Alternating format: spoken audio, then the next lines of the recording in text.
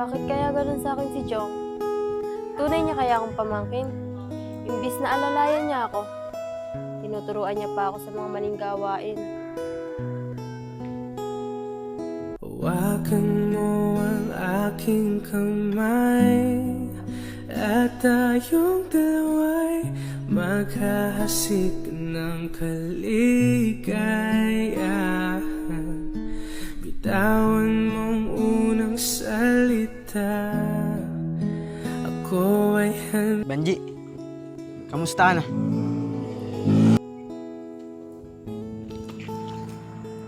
Toke, ikaw na ba yan? Oo, Banji. Ako na to. Para ka nakakita ng multo. Kamusta ka na? Tignan mo nga naman, no. Di ko akalain, nagagaling ka. Pero masaya ako para sa'yo. Pero Toke, lalo kang pumapogi, ah. Banji, salamat ah. Pero teka lang, hindi mo pa sinasagot yung tanong ko. Kung pwede na ba ako maligaw sa'yo? Toke, madaling sabihin yan. Di mo pa kasi alam ang buong pagkatao ko eh. Baka pag nalaman mo, iwasan at layuan mo ako. hawakan mo ang aking kamay at tayong dalawa'y Wala akong pakialam. Kahit ano pang pagkatao mo. Basta, tanggap kita. At buo ng desisyon ko. Ikaw lang ang mamaling ko. Kaya inuulit ko. Pwede na ba kitang ligawan? Ikaw talaga, Toke. Pinapahanga mo ako.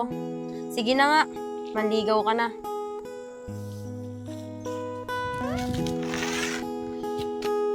Teddy, matagal na natin hindi nagkikita si Tokeno. Kamusta na kaya siya? Kaya nga, nakakamiss si Tokeno. Di ba pinagamusan ng nanay niya? Pero kung gagaling kaya siya, makikipaglaro pa ba siya sa atin? Alden, di ko rin alam eh. Teddy, una na ako ah. Alden! Teddy!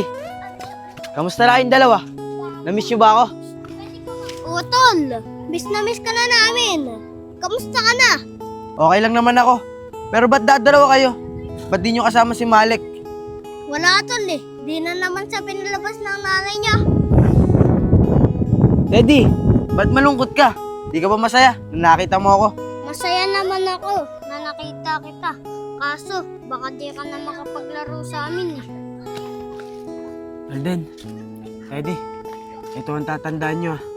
Magkakaibigan pa rin tayo. At hindi ko kayo makakalimutan. Pero hindi na natin magagawa yung katulad ng dati. Yung naglalaro tayo. Bakit naman, Toke? Di ba dati, halos araw-araw kami ang kalaro mo? Bakit? Hindi na ba pwede? Alden, masakit man tanggapin.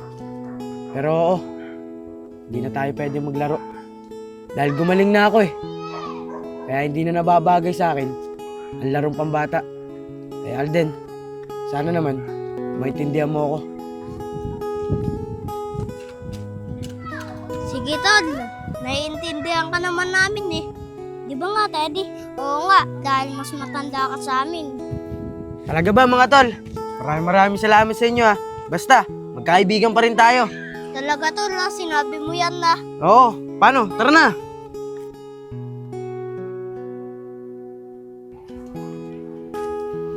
Tol, matagal-tagal na natin hindi naano si Banji ah. Alam mo na yun. Kaya nga, tol. Tsaka bibira na siya lumabas. Aba, tol, napapansin ba si Toke? Parang may kakaiba sa kanya ngayon ah. Roy Tox, may kakaiba talaga sa kanya. Magaling na siya. Di na siya tulad ng dati. Nag-iba. Eh, hindi naman nag-iba to eh. Nagka-forma lang. Hindi tol, tignan mo mabuti. Parang dumiretso siya tumayo eh. Hindi na siya yung gaganto-ganto. Oy Toke, anong ginawa mo? Oy, ayun dalawa. Di na ako katulad ng dati ah. Nung inaasar-asar nyo, magaling na ako ngayon. Kaya kung pwede lang, wag nyo na akong maasar-asar ah. Danny boy, narinig mo ba yung sinabi nito? Gumaling lang. Yumabang na. Papatulan ko na to eh. Oy Tox, wag mong patulan yan. Baka mamaya eh, bumalik na naman yung sakit yan. Sige, bahala ka. Kung gusto mong patulan, patulan mo. Tama ka nga. Tara na, hanapin natin si Banji. Ikaw ah, ayusin mo ah. Ano ang yayabang nyo?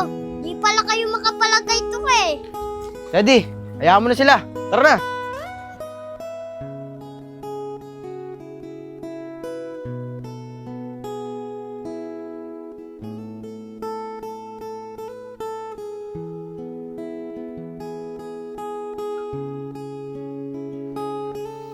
Oh, hello Parintiano. Kumusta? Nakita mo ba yung babae dun sa Santo Rosario? Di ba? Sexy, tsaka ang ganda pa. Siguro Parintiano, type mo yun, oh. Chong Jose, pwede po ba tayo mag-usap?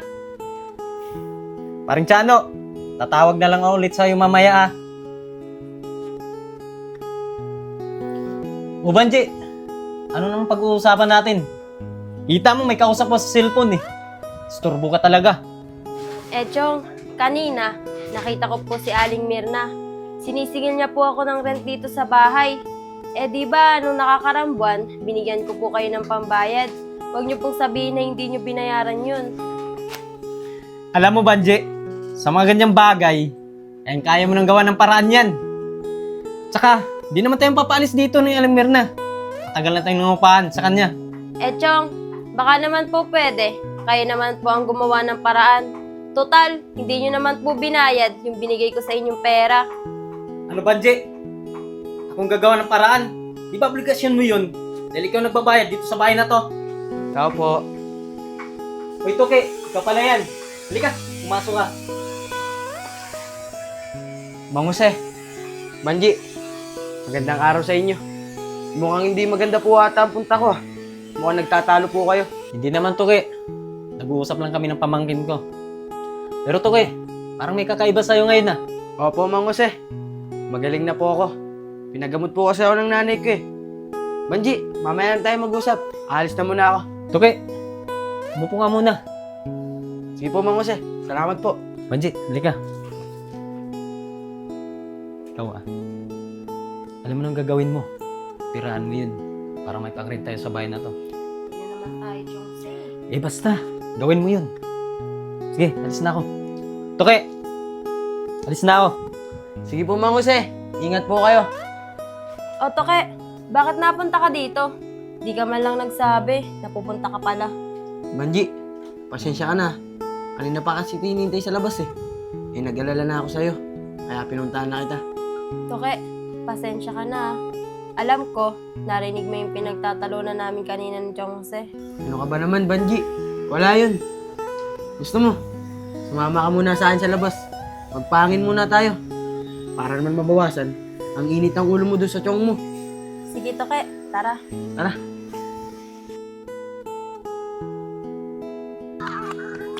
Toke, naalala mo pa ba? Nung unang niligawan mo ko? Di ba, binayaran mo ko nun? Ano ka ba naman? Wala yun. Matagal na yun eh. Ang importante, nagbabago ka na. Nung mga panahon kasing yun, palang wala akong pera. Kaya nagawa ko yun sa'yo. Nahihiya nga ako eh. Toke, ayun yung kapatid mo. Kaya mo, akong bahala.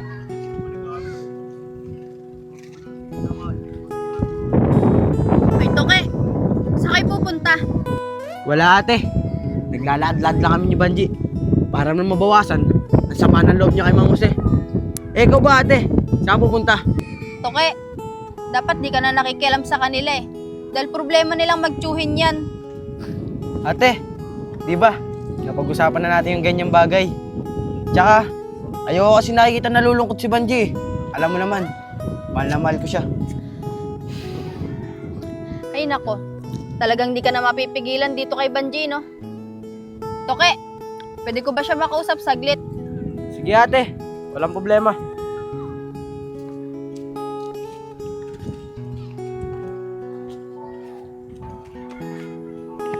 Alam mo Banji, nung una, ayaw na ayaw ko talaga sa'yo.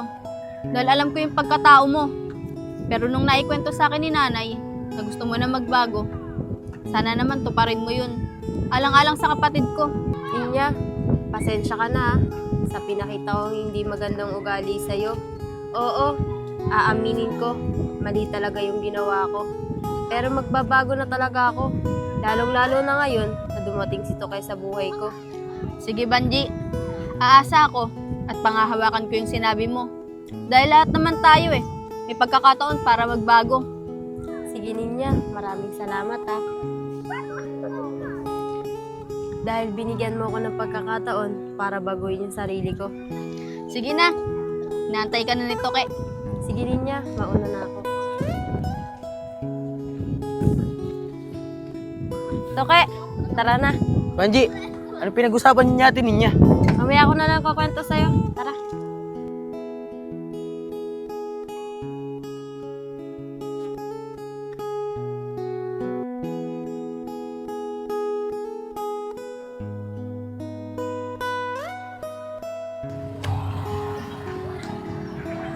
May ano, fishball oh. Tara, libre Tara. kita. Kaya may cups pa, may cups ka, dalawa. Oh. Basta tumuhog, ako magbabayad. Kuya, magkano po sa kikyam? Toke, maraming salamat dito Sobrang saya ko. Dahil bago lang na may nagseryoso sa akin lalaki. Ano ka ba naman, Banji? Masyado kang madrama. Halika, umupo muna tayo. At kainin na natin to. Baka lumamig pa Basta, ito lagi mong tatandaan. Ikaw lang mamaling ko. Papaulit-ulitin ko pa sa'yo yun. Sarap naman ng fishball ni Manong. Sarap mo. Tamis ng sauce niya. Eto, tikman mo. Ang sarap. Hawakan mo ang aking kamay at tayong dalawa'y maghahasik ng kaligayahan. Bitawan mong unang salita, ako ay handa na tumapak sa lupa. Tignan mo yung sa akin, ubos na. Sa akin nga rin. Hamna, lagay na natin yan dito. Lagay mo na dyan. May sauce ka pa sa labi tatanggalin ko muna. May natira pa.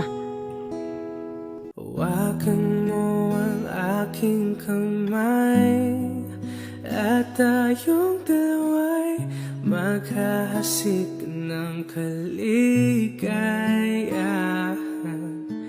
Oops, Toke. Dumadamoves ka na naman Naliligaw ka pa nga lang Joke lang. Kala ko makakalusot Tara na. Tara.